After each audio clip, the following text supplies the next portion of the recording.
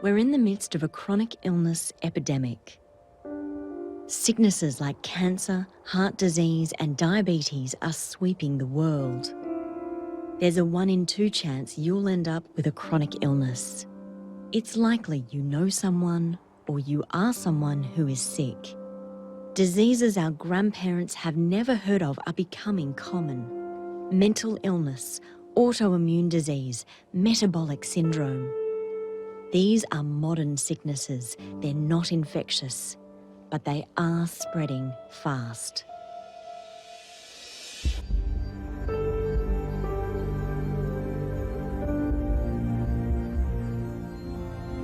I think we've been seeing a stress epidemic in our society for decades now, and it seems to be only accelerating as the pace of modern life is increasing. It was always obvious to the ancient wisdom traditions that mind and body were interconnected. But somewhere along the line, we sort of created a dichotomy as if they were separate.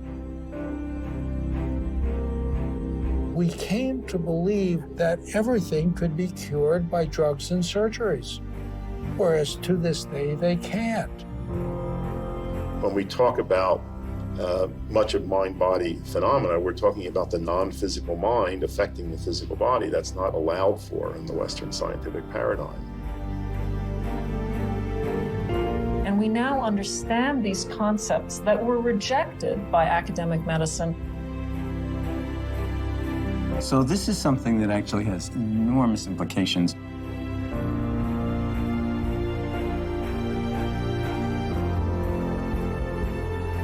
Modern science has shown us that the mind has the power to heal. We should use that capacity.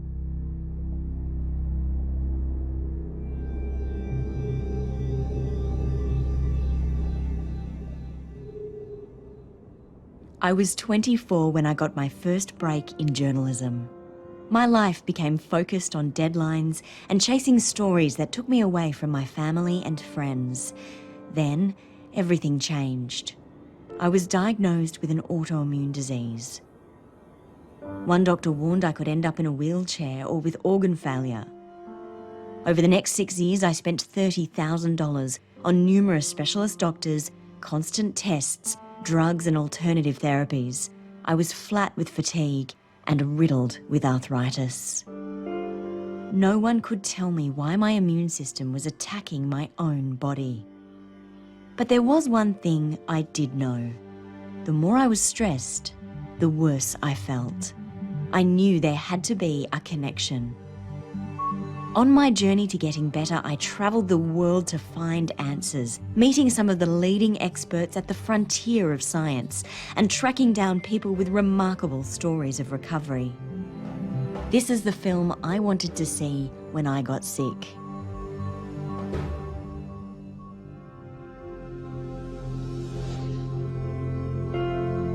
In the older days, there was no separation of mind and body. In fact, throughout the world, many cultures have never separated them. In the East, for example. But our scientific approaches were so awesome that they overwhelmed any mind-body approaches or any mind-body potentials. In Western science, unless you see it, it isn't real. Unless you can measure it, it isn't real. And that's what allowed the huge advances in modern medicine and science, the ability to do these amazing things that we can do with cures today. And we now understand these concepts that were rejected by academic medicine because we didn't understand them. We understand them now in the language of science. And now where we're at is we can take these principles and apply them to clinical care, to the next phase, the next new frontier, which is integrative medicine. The body is always responding to whatever the mind tells it to do. So when the mind's tense, the body's tense. When the mind's happy, the body's happy. So the body is always responding, not just in ways in terms of our physical tensions, like the tensions of the muscles, but even right down to the very core of our cells, even what's happening in the level of our DNA. And what's really been interesting in the last 5-10 years is really understanding that it really is a lot of two-way connections. And there's a lot of molecules that we always have sort of, just in the body, and we're recognizing that they actually also play roles in the brain, and that the brain can also influence the body at even a very cellular level. All of these terms, I think, are approaching the same idea that the mind is not separate from the body. In fact, my belief is that the only way you can really separate mind and body is verbally, that they're two aspects of the same underlying reality, or two poles of the same thing.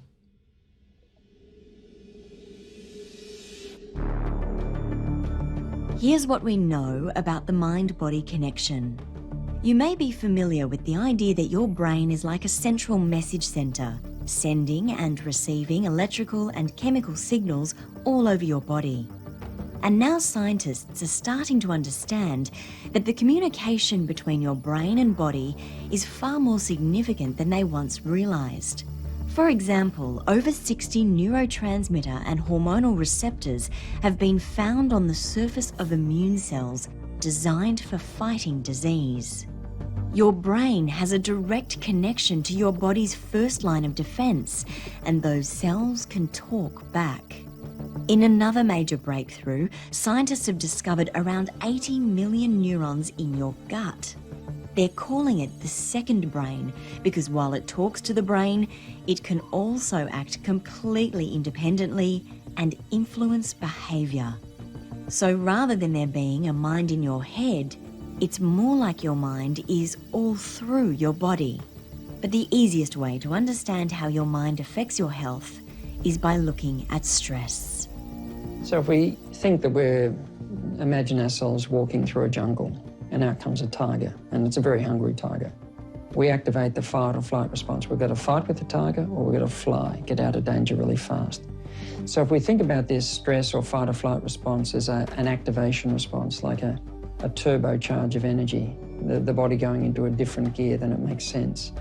So the heart rate, the blood pressure, the blood vessels to the muscles open up to get all of this extra fuel, so sugars and fats are pumping into the bloodstream, the respiratory drive kicks in the brain, we start to sweat to keep ourselves cool while we're exerting ourselves. Our blood gets thick and sticky and will clot faster than normal, and our body pumps out inflammatory chemicals to activate our immune cells and to start mobilising for tissue repair. The attention centre in the brain lights up like a Christmas tree. This is a major physiological, neurological, immunological, metabolic change in our system.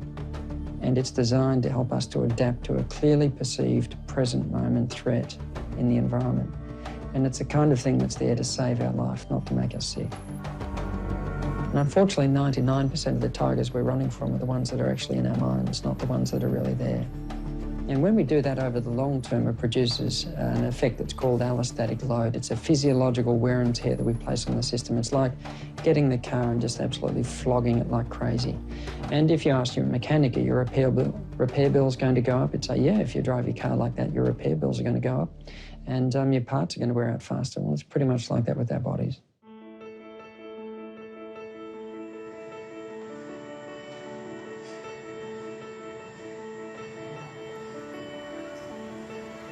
My name's Craig Duncan. I'm from Sydney, Australia. I'm a non-smoker, non-drinker. I'm active and exercise most days of the week and have for a long period of time. I'm a vegetarian as well. I was working for a professional soccer team in charge of their sports science. I was under enormous stress, and I had been for a long time. A lot of it's self-imposed, just rushing around at 1,000,000 miles an hour. I was frustrated and unhappy in what I was doing, and that was difficult. I was struggling to sleep or sleep well, and I just, even though I might be healthy on the outside, exercising and that, it all became too much.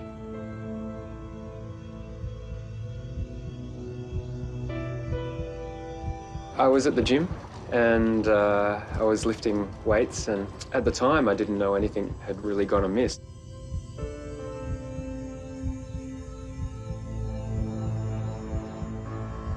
It wasn't until that afternoon that I went for a run and got chest pain, and again didn't think too much of it. But in the next couple of days, I continued to try and run, and the chest pain got more and more, and pain down my arm and in the jaw, the classical heart attack symptoms. And that's when I realized that I had a real problem.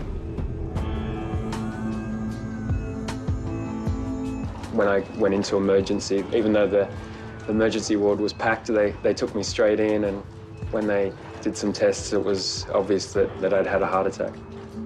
I had a spontaneous coronary artery dissection.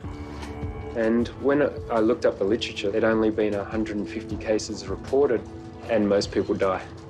And that's frightening. I had no risk factors. My cholesterol was normal, my blood pressure was normal. I'd recently had an ECG, that was okay. Never had chest pain, didn't have any family history of heart disease. But yeah, I was under a lot of stress, and I think that contributed. There's no doubt about that. If I let my stress and my emotions get out of control and am not in control of my life, there's no doubt it could happen again. And I really am not ready to not be here. If you help a person to manage stress better, then you significantly reduce the risk of a person having further cardiac events and progression of heart disease. These are all reversible effects if we learn how to recognize the inappropriate activation of that response and learn to switch it off when it's not actually required. Then these effects will start to reverse themselves right through the body and, interestingly, in the brain as well.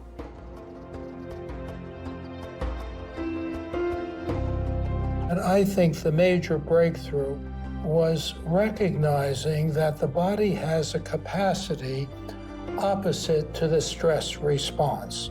That's what we've called the relaxation response. We did an experiment in which we took people who meditated, and we found there were dramatic physiologic changes. And the essence of those changes are a decreased metabolism in the body, a quieting of the body. There's decreased heart rate, decreased rate of breathing, slower brain waves. So here was a reaction exactly opposite to the stress response. This now was science. Here was something measurable, predictable, and reproducible.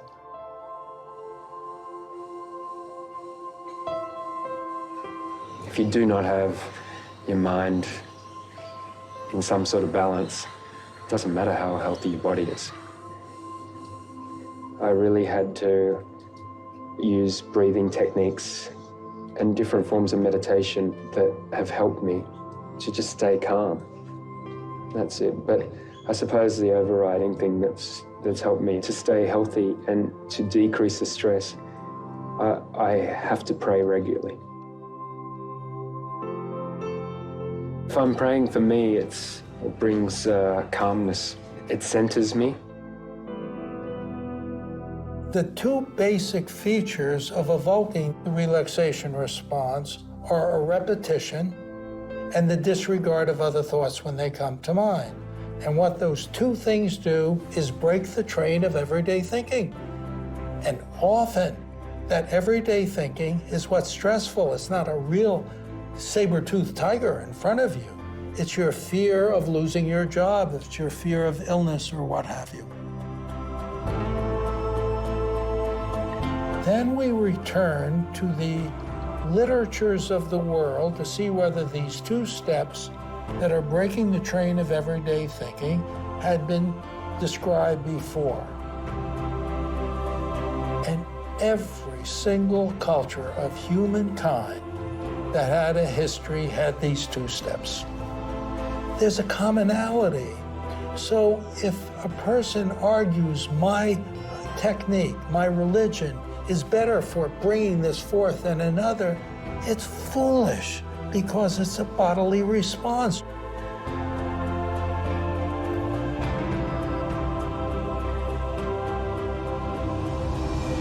Just as there are scores of techniques that are stressful, same fight or flight response, so there are scores of approaches that evoke the relaxation response.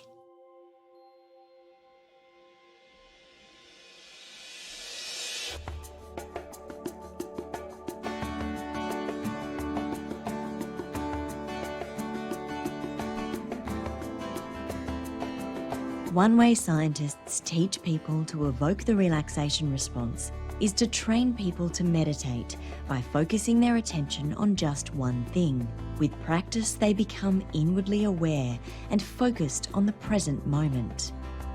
And now, with the development of modern brain imaging technology, researchers are starting to understand the biological mechanisms underpinning the practice. While to an outsider, it looks like a person meditating isn't doing much, it turns out there's a lot happening in their brain. The really wonderful thing about MRI is that it lets us look at the human brain in a way that we couldn't before. Most of the work that we've done centers on how meditation can change the actual structure of the brain. Some of the research shows that part of the brain called the amygdala gets turned down. And the amygdala is important for the fight or flight response. So when you see something scary, so for instance, if you're walking in the woods and you suddenly see a snake out of the corner of your eye, your amygdala is gonna alert you and say, oh, and make you jump. And that part of the brain seems to get quieter as you meditate. And so this is consistent with a sense of decreased arousal and greater feelings of peace. Brain imaging technology is relatively new in the context of scientific discovery, and it's early days for mind-body research. But Dr. Sarah Lazar's Harvard study on meditating people has interesting parallels with studies recently done on mice at the National Centre for Biological Sciences. Researchers took normal mice and stressed them out for 2 hours a day. When they measured their brains, they found the amygdala got bigger. After 10 days, they left the mice alone, but 2 weeks later, they observed they were still acting anxiously. They measured their brains again, and although their stressors had been removed, they found the mice amygdala was still large. This is the opposite of what we're seeing with people who meditate. Their life is exactly the same as it's always been. So they still have their stressful job. All the difficult people in life are still being difficult, but their amygdala has gotten smaller and they're reporting less stress. So it shows in both cases that it's not so much the environment, but your reaction to the environment and how you're relating to the events and the people in your life. And so it's not about changing your life, it's about changing your relationship to your life.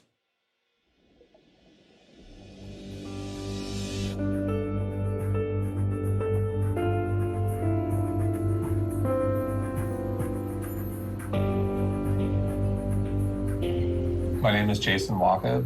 I live here in Brooklyn, New York. My back pain probably started in 1996 when I was playing basketball at Columbia. After I paid off the mountain of college debt that I accrued, I got into startups. I love being an entrepreneur and I love startups, but there's also the pressure that you're constantly trying to grow and you're never growing fast enough, and you're trying to raise capital and you're trying to make money and you have investors and you're trying to pick up business, and it's a frenetic pace and that can be stressful. I think I internalize stress, at least that's what my wife says. So I'm not a yeller or a screamer. People think I'm very even-keeled, which I think I am, but I think I internalize it. I think a lot of people internalize stress, and stress manifests itself. I think one of the ways it manifested itself for me at this time of my life was through my back.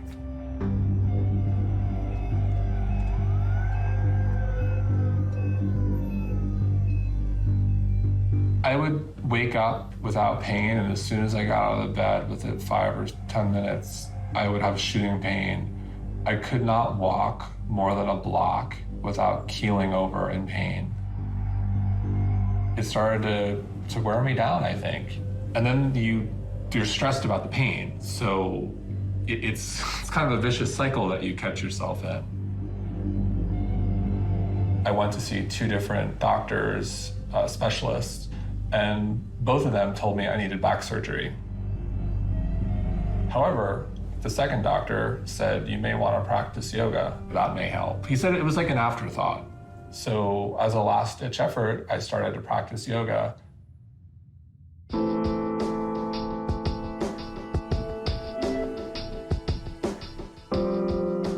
The work that I do revolves around a clinic that I started 34 years ago now called the Mindfulness-Based Stress Reduction Clinic, or MBSR.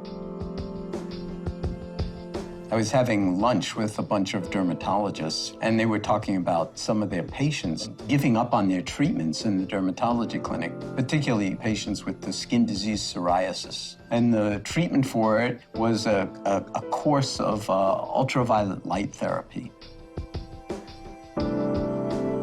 We did a small randomized trial that compared people just getting the light treatment with people meditating while they were getting the light treatment. And it turned out the meditators' skin cleared at about 4 times the rate of the non-meditators. And I didn't believe it. It was such a powerful finding. So we replicated it and tried to make a little bit more rigorous study design. And lo and behold, again, the meditators were healing 4 times as fast as the non-meditators. And it is a beautiful example of the mind-body connection because you're doing something with your mind and something is happening in the skin. So it just doesn't get any better than that.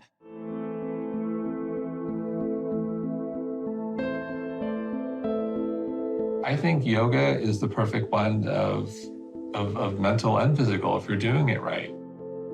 You're moving and you're really paying attention to your breath. And for me, that's just magical because yoga turns into meditation in motion, essentially.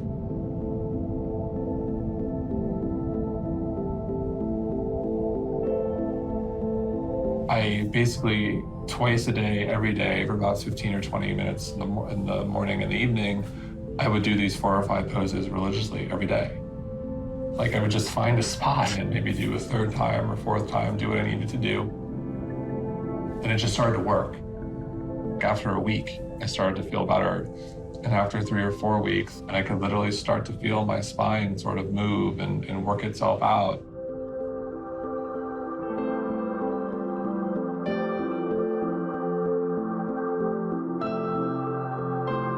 And then I started to take classes and you know, there's a great instructor here, Tara Stiles, who I started to go to her class, and she really helped me take it to another level. And the back pain's gone and it hasn't come back. That's through practicing with them, everything went away. And to me, it's just magical. Like I'm sold on yoga and its healing power. I mean, that's one of the beauties of yoga is you get down on the floor and start working with your body in that kind of a way, systematically over a period of time. And it's like, you feel so good. I mean, it's like you didn't even realize. And it's not like calisthenics and it's not like, you know, intense aerobic activity, although it could be. But there's just this sense of, again, integration that you are at one with your body. And isn't it amazing what it actually does? So a question I frequently get is, well, use meditation or yoga, it's about attention. But what about other activities that require a lot of attention? So for instance, like rock climbing or playing a musical instrument, sorts of things. When we look at brain activity during meditation, we find that many parts of the brain actually get turned off during meditation. Some areas are more active, but mostly there's a lot of turning off. The focus is really inward. So when you're running, people are wearing headphones and, or they zone out. Whereas with the yoga and the meditation, you're really paying attention very closely to what's going on inside. And you really get really in tune with your body and with your mind. And you really notice things that you just didn't even notice were there before. The deep structure of these meditative, and I would include yogic practices, they've been around for thousands and thousands of years. It's not the next fad. If they have value, they've had value for a very long time. That's why they've survived. And they really have to do with how we live our lives. So it's not like, oh, something else should come along that will make this much, irrelevant. This is about as relevant as you can get, as long as the breath is moving in and out of your body. I think it's vital that people understand the mind-body, the power of the mind-body reaction, and it's best understood by most by recognizing you have within yourself a capacity that's opposite to the stress response. And to the extent that stress is causing any disorder, be it the brain, the body, the liver, what have you, to that extent, by reversing stress's activity through the relaxation response, you can treat that. Does that mean you give up drugs or surgeries? Of course not. But you've got to bring this into that same level of respectability, because now it's scientifically proven.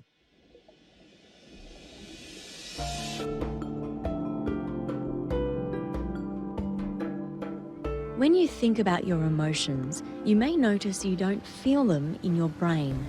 You feel them in your body. Your face may flush. Your heart may race. Your stomach may flutter. These feelings are a result of chemicals and hormones released when your brain is in a certain emotional state. And now, some researchers are starting to link these states to health outcomes. We know happy people live up to 10 years longer than unhappy people. If you're optimistic, you have about half the risk of getting heart disease than if you're more pessimistic. In one landmark study of 2,000 middle-aged men who worked at the Western Electric Company in the 1950s, those who had been emotionally depressed at the start of the study were twice as likely to have died from cancer 20 years later. While you might be thinking this is explained by happier people being more inclined to make healthier life choices, this research made allowances for smoking habits, alcohol intake, weight and cholesterol, even age, job status and family history of cancer were factored into the results. Findings like this are demonstrated in thousands of studies published in peer-reviewed academic journals. My name's Anne Salerno. I'm a pediatric nephrologist, which is a physician who takes care of children with kidney disease, and I live in Hopkinton, Massachusetts.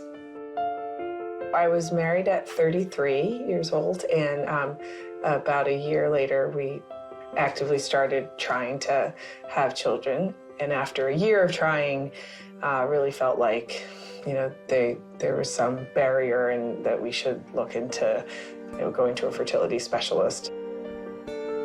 All my testing was normal. All the signals were happening at the right time, and still nothing happened. About a year into my journey, one of our chickens was killed by a coyote in the backyard, and the other 4 chickens stopped laying eggs. It was really just a wake-up call that looked at this simple animal model of a chicken and how them feeling that there was danger and feeling stressed had affected their fertility and their ability to ovulate. The doctors that I'd been to had not really attended to how this infertility treatment and journey had been affecting me emotionally. I didn't realize it was happening, but I started feeling more and more depressed.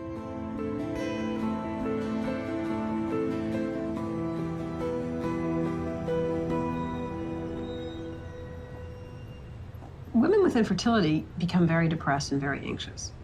And we actually published a paper that showed that women with infertility were twice as depressed as women who were fertile. So depression is really common in the infertile population. So, you throw away the birth control, you try for a few months, you don't get pregnant, you start to get anxious and depressed about it. And so even if the physical problem that caused the infertility at the beginning goes away or gets treated, the angst about not getting pregnant can then kick in and independently contribute to the infertility. Emotions have a profound effect on the body, for better or for worse. We shouldn't be one-dimensional about emotion, thinking, oh, there's only one positive emotion, and that's smiling and laughing. And if we're doing anything else, like feeling sad, then that's a negative emotion. We do have like a piano, if you like. We've got a whole lot of octaves. We've got a whole range of emotions. And so there might be times when it's quite appropriate to feel sad, and if we express that sadness in a way that we feel comfortable with, then that's not a negative emotion, that's a natural human emotion. It's really when the emotions, what's on the inside, gets out of step with what's on the outside, and then we start to wrestle with emotions, or we start to wallow in emotions. We get caught up in negativity, caught up in self-criticism, caught up in anger, so that it lasts and lasts way after it's used by date, then that has a long-term and cumulative effect on the body that's not particularly healthy. It's a sobering thought, but it's true. Depressed people don't live as long. That's true with heart disease as well. If you're depressed and you have heart disease, you're not going to live as long as if you're not depressed and have heart disease. So it's a major risk factor with the major medical illnesses that kill us.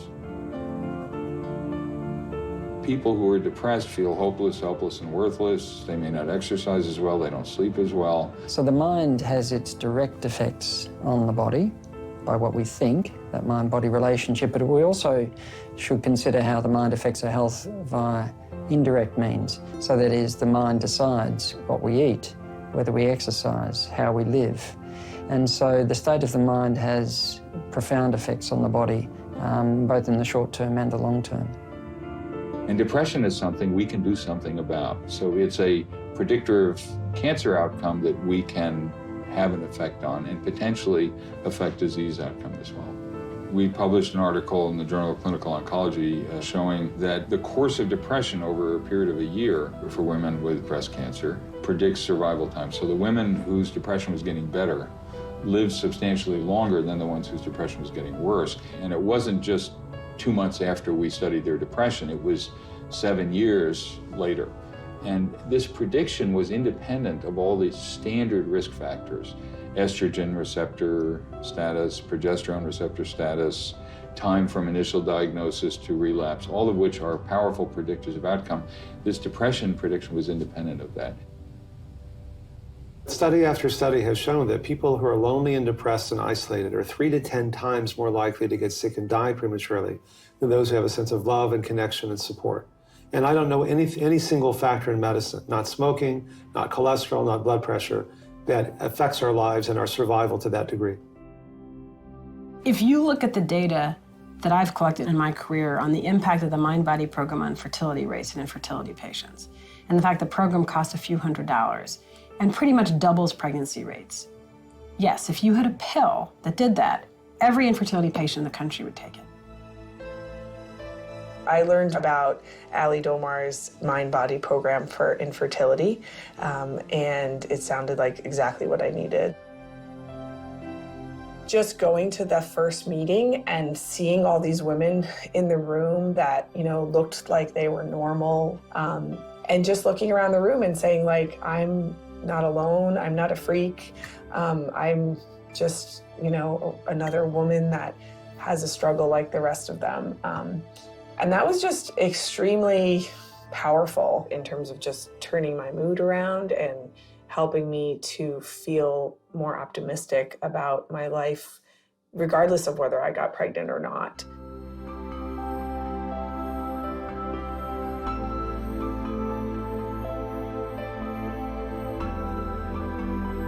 After a period of, using the mind-body techniques that I had learned, I felt that I would proceed to the IVF treatment. We ended up getting just one embryo, and that embryo took on the first try, and I did conceive. I got pregnant, and ultimately delivered my first child, my baby boy Luke, who's now almost 2 years old.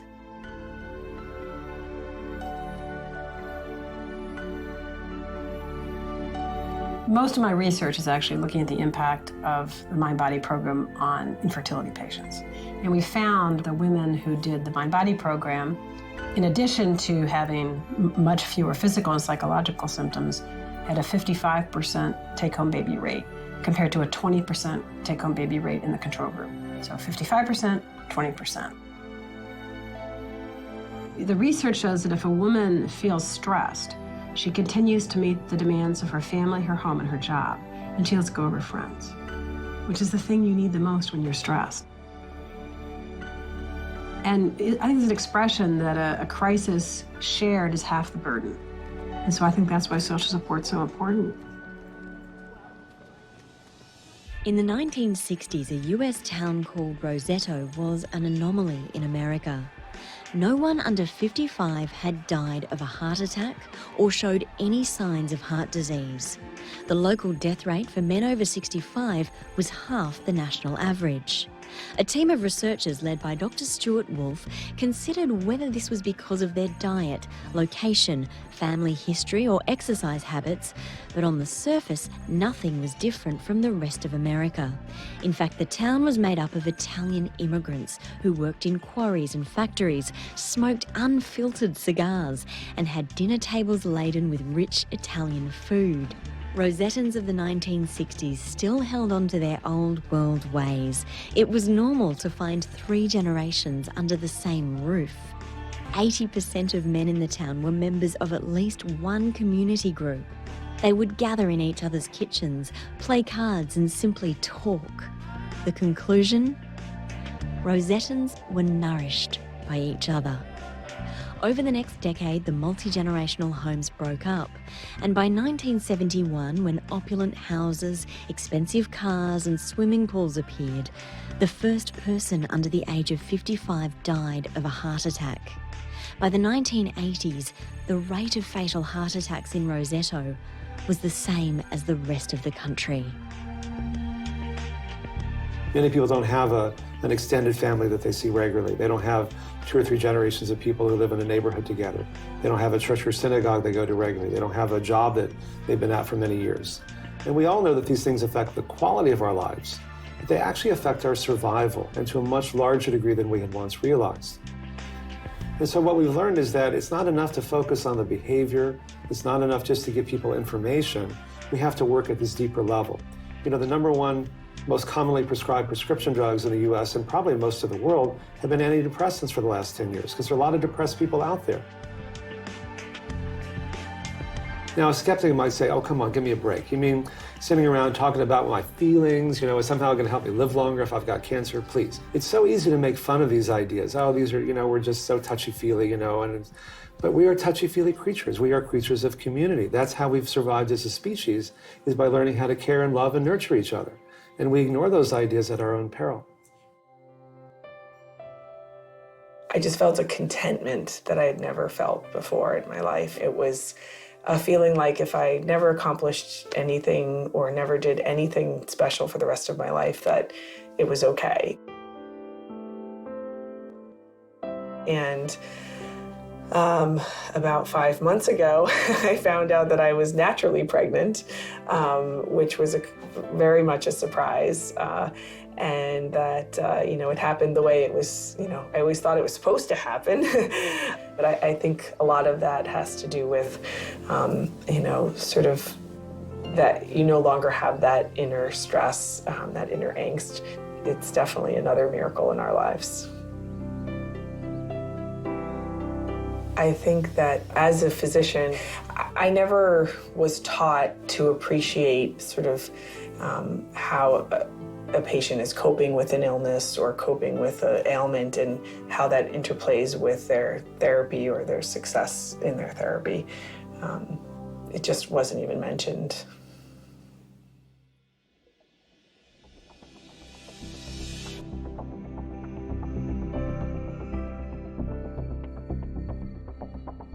There are now more than 10,000 peer-reviewed academic papers looking at the science of mind-body medicine, with more research being published daily. And with it comes the molecular underpinnings of emotions and disease, proving a mind-body connection. And yet in most conventional medical centres, the mind is not a component in a treatment plan. Millions of people are being turned away from doctors' rooms with potentially curable chronic illnesses.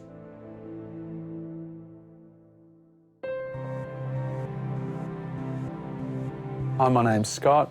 I was diagnosed with melanoma in 2000. I think looking back, I was a bit of a worrying sort of person. Not so much worried about myself and where I'm going to be in 10 years, but I think I just worried about stuff. You know, I'm a bit of a perfectionist by nature, and I don't know, I just probably obsessed a bit about my life and how this worked and how that worked and whether that was a good way to do things and things like that. My doctor never gave me a prognosis. But I did ask him, you know, I said, how unwell am I? And I think I said, how serious is this? And my doctor said, it doesn't get any more serious. My doctor was happy to call me a terminal patient. You know, I was unwell. I had stage 4 melanoma, and people with stage 4 melanoma didn't get better. And my doctor said, well, look, you can have chemotherapy if you like, but it's only got a 5 to 10% success rate. He said, but that's all I've got for you. They offered me chemotherapy as a palliative treatment, and that's all they had for me. I never looked to myself.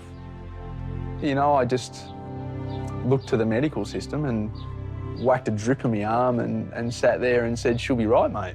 Like, that's the mentality that I had. But I wasn't right because it kept coming back. I think there's an art in how you approach a patient. The words that a doctor uses have great power. I've written also about what I call medical hexing, which is the negative side of this, that many patients have been told by doctors in one way or another that they're not going to get better. Often doctors haven't, meant to do that. And they may even be unconscious of what the things that they've said.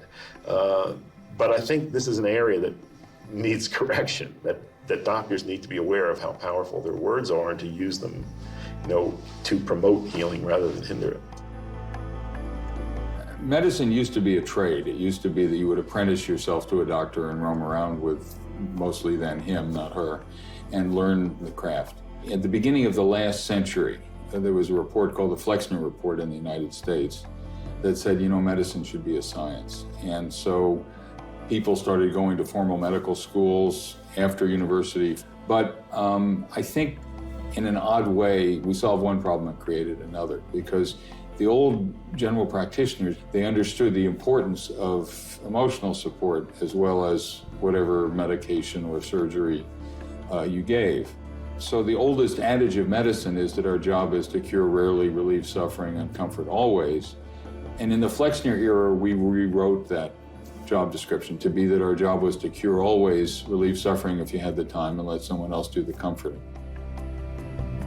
We've started to look at the doctor-patient interaction, and then even more broadly, this ritual or theatre even of healing. What is it that we do when we prescribe a medicine or see a patient about a surgery or even conduct surgery? What is in that environment and how does it affect a patient's brain? There's a couple of trials which have been done by a colleague of mine in Italy, Professor Benedetti, in the early 2000s, and they were able to look at post-operative pain with a drug, morphine, and were able to show that morphine was almost half as effective when you didn't know you received it. In other words, the effect of a drug is a combination of the pharmacology of the drug and the effect of your brain knowing that you're having the drug and the therapeutic ritual of the drug administration. That component is the placebo effect, and that's what we're studying. What we're really talking about here is what has been almost misnamed the placebo effect, the brain's own healing mechanism. And the reason it's misnamed is it's usually the placebo effect. The word placebo is usually preceded by a 4-letter word, just. Oh, it's just the placebo effect. Well, it's not just the placebo effect. It's a very powerful effect that contributes about 30 to 50% of the effect of any biological cure. Belief is critical because belief has the ability to trigger part of the overall healing response, if you like, in simple terms. Belief is part of why we get better. It's not the complete answer, but it's one part of any medical treatment which is important. And that's both at a patient level having belief and at a doctor level realising that belief is important and the communication about some of these things with the patient is important as well.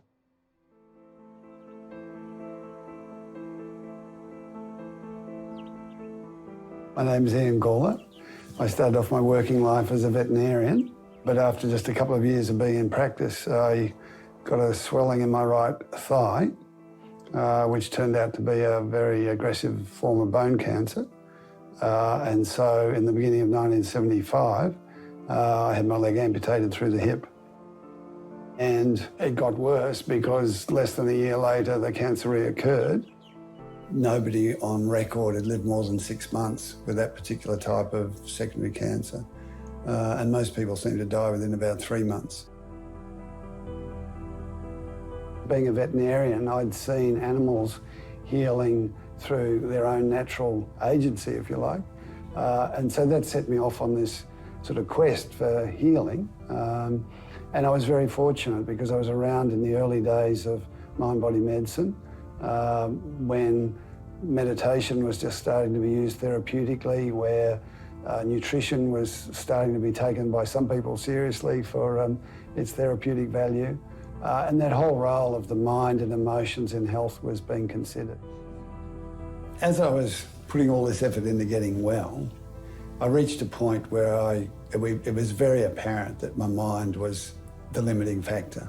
Because up to that point, I'd been doing all these things that had the possibility of helping me to recover, but it became apparent at that time that I had some level of doubt about it.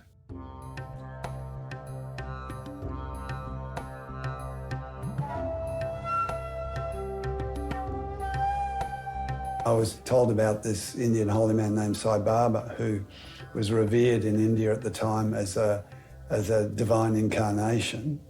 I must say, of all the people I met through my healing journey, in terms of presence, and in terms of fulfilling the expectation of what one would have of a really extraordinary holy man, he really fitted the bill. And he said to me very clearly, very directly, "You're already healed, don't worry." And he'd sort of picked up on the fact that there was this doubt sort of there. And with doubt, you hang back a bit. And although from the outside, I would have looked like I was very committed, very engaged with this whole healing process, I know it was a fact that there was this level of doubt there that was sort of holding things back. And through the agency of meeting him and the catalytic effect that he had and the sort of power of his presence, which is like what made him, for me, a true healer, I was able to actually switch that. And I came away from there with conviction. And it didn't actually change what I was doing, but it changed how I was doing it in this quite deep and profound way. And so everything from then on, I thought, this is, I came away, thinking that I'd really get well.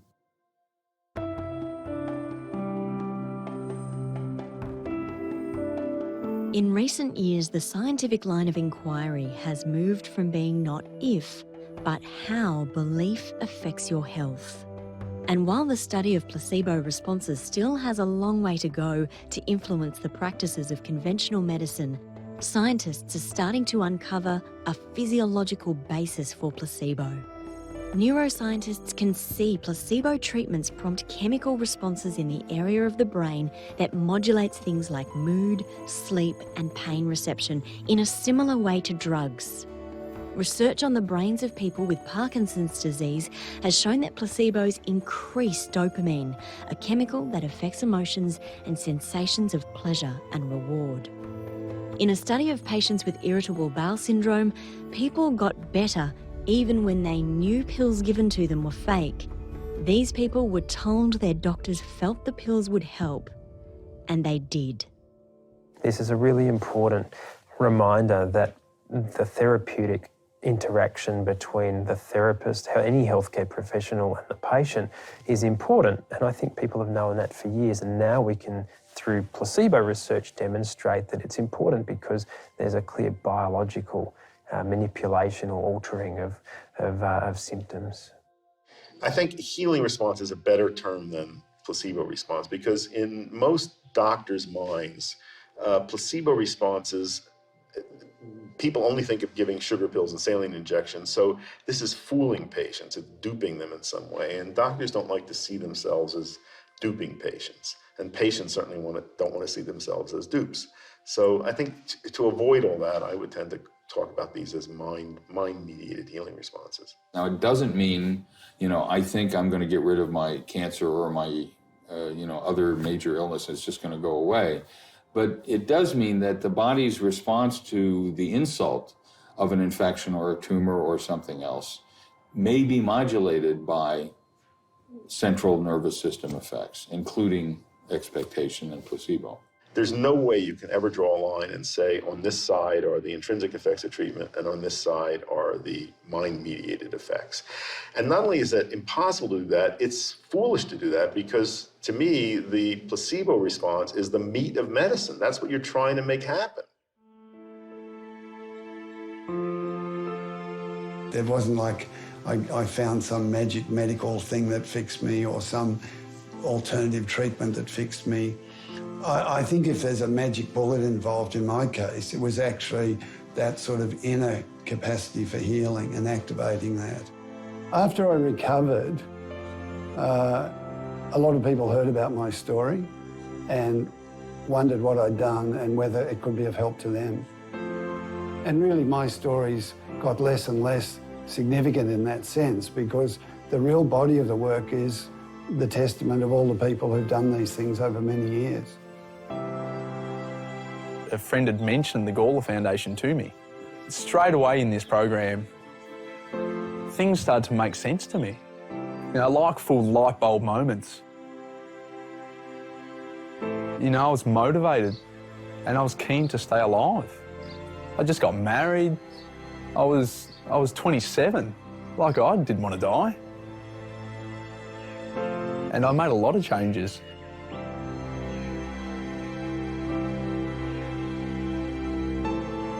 I had no trouble in saying, I don't care what the odds are, you're an individual, you've got a body, you've got emotions, you've got mind, you've got a spirit, it's possible you can recover. A lot of the people that I've helped that have managed to recover sort of in spectacular ways against difficult odds have found that point of conviction at some point in their own healing journey. They teach you about the effects of emotions on your body, your immune system, the importance of meditation, nutrition, having some sort of spiritual connection to whatever it is you believe in, all these things. And they're all things that you can do for yourself.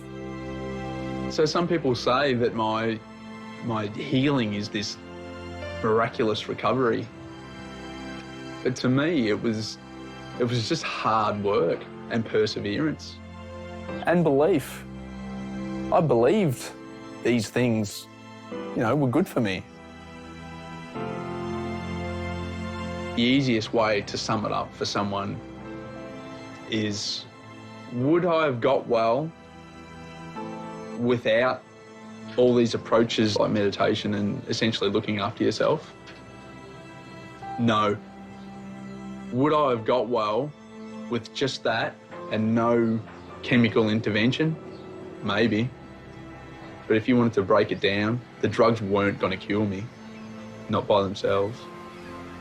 I was a terminal patient. I had stage 4 melanoma.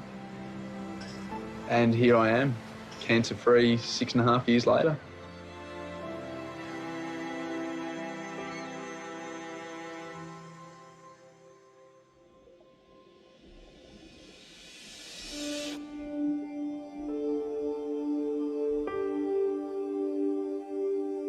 Despite the overwhelming evidence that your mind plays a major role in both determining your sickness and wellness, there remains a major line of inquiry to explore: the role of genetics. Genes are stretches of DNA that sit in almost every cell in your body. They contain instructions for producing proteins that run every bodily function. We inherit half our DNA from each of our parents, and if your parents, grandparents, or other relatives have an illness, you have a greater risk of getting sick too. I'm George Jelinek, so I'm a medical doctor who is in academic medicine, and emergency medicine's the specialty I've been trained in. Mum was diagnosed with MS. So MS is multiple sclerosis, which means that you've got multiple lesions or little areas of damage through your nervous system. Generally, it's thought to be an autoimmune disease, so the immune system essentially attacks your own nervous system. And she deteriorated quite quickly. Within perhaps 5 years of diagnosis, she could no longer walk. And I remember her then coming to my medical school graduation in a wheelchair, and having to be sort of lifted up the ramp to get inside to see me graduate from medicine. I'd done 3 years of residency as a doctor, and I thought I would just take off and see the world and go for a few years. And in fact, it was at my going away party that I was rung to say that my mother had been found dead. She was intent on finishing her life, perfectly rationally and reasonably, because of what her life had become. And so she took an overdose and was found in the morning. There's a very strong genetic predisposition to MS, so if you have a first-degree relative who had MS, like my mother, then your chance is about 20 to 40 times the average chance of the rest of the population. And it was 1999, 18 years later, when I was 45, that I first developed symptoms of MS. We used to think that the genes you were born with are what you're stuck with, and that's it. That it's set in stone. And it turns out that's not the case. You're born with the genes aren't going to change, but the way they're expressed is very profoundly affected by the experiences that you go through. And so often I hear people say, oh, I've just got bad genes. It's all in my genes. What can I do? You know, I say, well, actually, you can do a lot. For the last 36 years, I've directed a series of research studies showing what a powerful difference changes in diet and lifestyle can make, not only in preventing disease, but actually in treating and often reversing it. We were able to show for the first time that we could slow, stop, or even reverse the progression of early-stage prostate cancers. We looked into some of the mechanisms to help explain that, and we found that over 500 genes were favorably changed in just 3 months. And in fact, turning on the good genes that prevent these conditions, and turning off particularly the oncogenes that promote prostate cancer in men, breast cancer in women, colon cancer, and so on. And I think these findings are giving many people new hope and new choices that they didn't have before. So the bedrock principle of biology that genes are fixed and unchangeable has now been shaken to the core. Through the study of gene expression, scientists now know that your genes can be switched on and switched off. And while for the most part, every cell in your body contains exactly the same genes, and that won't change, being exposed to external forces can flip the switch one way or another. By studying epigenetics, researchers also know that gene expression can be passed to the next generation. The way your great-grandmother lived could be affecting your health. And here at the front line of science, there are major implications for mind-body medicine. Recently, research on the relaxation response was taken to a whole new level. Scientists at the Benson Henry Institute for Mind-Body Medicine looked at the genetic expression of people who meditated, and the results revealed that meditation can flip the switch on genes affecting disease. But it's even more, from my point of view, more remarkable than that, because the first time you evoke the relaxation response, these genomic gene expression changes occur. Now, what happens, the more times you do it daily, the more intense is the response, the more anchored it is. But it happens the very first time when you go through these instructions. That's incredible. That's absolutely remarkable. So what you're saying is that within minutes of doing a technique that invokes the relaxation response, we can change the way our genes are expressed. Yes, that's now there is a very important point here. Namely, the more you do it, the more intense the response. That means the daily practice of these techniques is vital. Sure, you can get a benefit, but you get so much more benefit if you do it on a daily basis.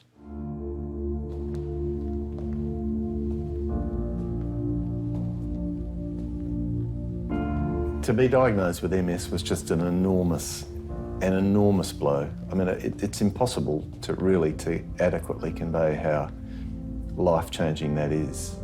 At a stage when you've got a really young family and you've just been appointed to a really important new job and things seem apparently to be going really well in your life, it's like an enormous hand just reaches in and takes your life away from you. In an instant, it's just gone. I started thinking, why have I gotten sick? Why did I get sick right now? What is this illness doing for me? What does it mean in the context of my life? And so I had a path suddenly to explore. I'm no stranger to medical research in the job I do, so it was relatively easy for me to look through the medical literature and see what had been written about this illness before. And really, the literature had so many clues about what causes MS and what makes it worse that it wasn't that difficult to put that together. I think I got sick in hindsight because everything in my life was really out of whack. It was really out of balance. And it was the exploration of that path really that led me to be well and keeps me well.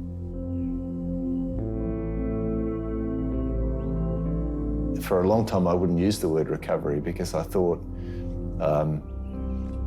that doesn't even get discussed in medical circles, that it's possible to recover from MS. And I thought it was really sticking my neck out to say I'd recovered. But in fact, from what I've seen in my own personal experience now, I think it's perfectly reasonable to start a conversation about recovery from MS.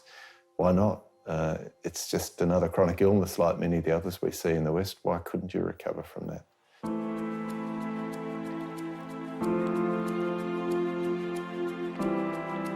If you looked at my life now, it is unrecognisable from my previous life. I live a pretty healthy lifestyle, so I exercise every day of the week, plus walking to work and back. I eat a plant-based whole food diet, I eat a lot of fish, take omega-3 supplements, vitamin D. I'm perfectly happy to meditate with my colleagues at work. And interestingly enough, the whole organisation at St Vincent's Hospital is starting to embrace meditation.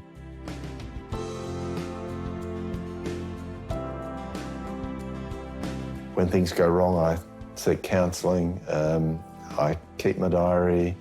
I've got some really good friends I can sit and talk to and really close family who really understand me. So all in all, it's a whole lot easier for me to stay emotionally healthy now than it was in other parts of my life.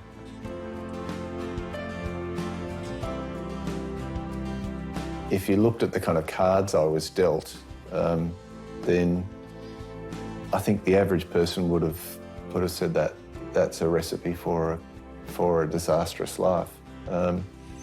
And yet I don't remotely feel like I'm living the kind of prescription that was delivered. It's real hope that you can end up perfectly well after 10 or 15 years with this illness. I mean, I have. Through the story of George Jelinek, a professor of emergency medicine, we have living proof that your wellness is determined by far more than your genes, that you can apply the latest science to change the way your chronic illness affects your life. But here at the frontier of mind-body medicine, it doesn't stop at gene expression. Thanks to the work of a Nobel Prize-winning team of researchers from the University of California, we know that high levels of stress affect the rate your DNA ages. They found, for example, that women with the highest levels of stress in their lives had about 10 years of accelerated aging compared to low-stress women. They measured this by looking at telomeres. These are little caps that sit on the ends of your DNA strands, like the ends of shoelaces, and guard your genetic information. As you age, your telomeres get shorter. And the shorter your telomeres, the greater the risk of illnesses associated with aging. Shortened telomeres have been linked to increased risk of cancers, heart disease, and dementia. But it's not too late. A pilot study by Dr. Dean Ornish has shown that even this is reversible. When people went through our lifestyle program, which included stress management, exercise, a healthier diet, and more love and intimacy, that their telomeres actually got longer, so their lives get longer. It's still the only intervention that's, including drugs, that's been shown to actually make your telomeres longer. And I think these findings are giving many people new hope and new choices that they didn't have before. I just think it's fascinating to be thinking you're sitting in a chair practicing a mind-body technique like meditation, and you're doing genetic engineering at the same time. I find that extraordinary. So how we feel and how we relate to ourselves and the world has an effect on our aging through a whole lot of different mechanisms, from genetics to physiology, for better or for worse. And things accelerate aging, and there are things that slow it down. And it's not surprising. Having good emotional health, coping well with demands of day-to-day life, leading a healthy lifestyle slow it down. And the things that we associate with poor mental health and an unhealthy lifestyle speed it up. Just depends on how fast we want to burn the wick. But if there was a patentable product that had those kinds of effects, we'd be all over it. We'd be spending billions of dollars on research and rolling it out in no time at all. It's been nearly 10 years since I was diagnosed with an autoimmune disease. A 3-year journey to make this film. I am not in a wheelchair. I am not on medication. I now see that when it comes to my health, balancing my mind and body is as essential as the air I breathe. And in a strange way, I'm grateful for the illness. Because like so many other people I've met along the way, it wasn't until I got sick that I realised I needed to get better. And I can't tell you how many patients have said things to me like, having a heart attack was the best thing that ever happened to me, or being diagnosed with prostate cancer. You want to go, what are you, nuts? And I say, no, that's what it took to get my attention, to begin making these changes in my life that have made it so much more meaningful and beautiful that I might not have ever done it otherwise. They're spending more time with their loved ones. They're eating and exercising more so they feel better. And so for me, that's what, I mean, we're all going to die. So more important than how long we live is how well we live. For health and well-being, and to treat illnesses, of course, we need drugs. Of course, we need surgeries, but we also need the power of the mind. Now we have the evidence-based proof that the mind can heal, and it should be added appropriately to drugs and surgeries. I've spent my whole life professionally documenting what a powerful difference these simple changes can make. You know, we think it has to be a new laser, something really high-tech and expensive, a new drug, a new surgical technique. We are trying to show that these very simple choices that we make in our lives each day have a powerful impact on our lives, much more and much more quickly than we had once realized, for better and for worse. Absolutely. We have much more to say over how healthy we'll be than our doctors. And how we do that, whether it's through yoga, whether it's through meditation, whether it's through exercise, whether it's through changing our diets, whether it's through giving more airtime to our relationships and appreciating that our relationships aren't like off to the side someplace. They're absolutely critical to how well we will feel. I believe in the power of group support. I have no doubt at all that it helps people live better. And we are not just splendid individuals. We define ourselves in part by the people around us and how they interact with us. And so I have no doubt at all that it helps people live better. And I think the evidence is accumulating that it helps them live longer as well. I know our mind and body are connected. I've had thousands of patients get pregnant.